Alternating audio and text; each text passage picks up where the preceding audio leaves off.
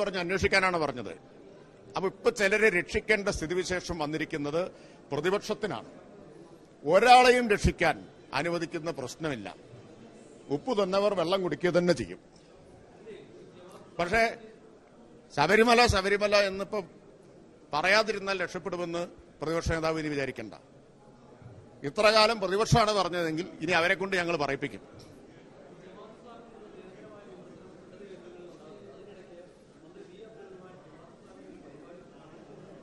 ഞാൻ അറിഞ്ഞില്ല എന്താന്ന്. അല്ല, ഞാൻ അറിഞ്ഞില്ല, അത്രയേ ഉള്ളൂ. അറിയാത്ത കാര്യത്തെ പറ്റി പറയണ്ടല്ലോ. ഏതിലാ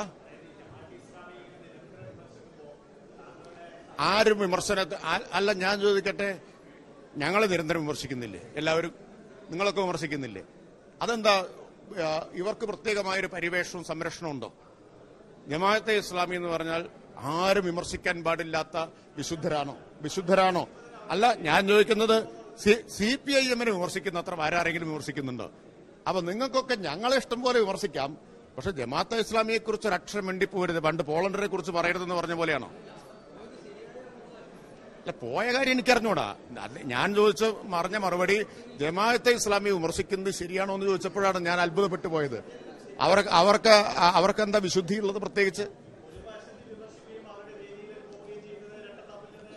അല്ല, CPIM-ന്റെ ആരും പോയിട്ടില്ലല്ലോ.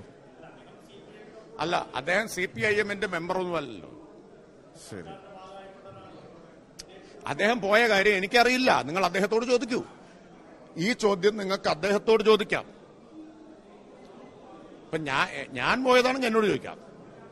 അദ്ദേഹം പോയതിനെ പറ്റി എന്നോട് ചോദിക്കുന്നതിന് പകരം നേരെ അദ്ദേഹത്തിന്റെ മുമ്പിൽ ഇതുകൊണ്ട് പോയാൽ പോരെ? ശരി.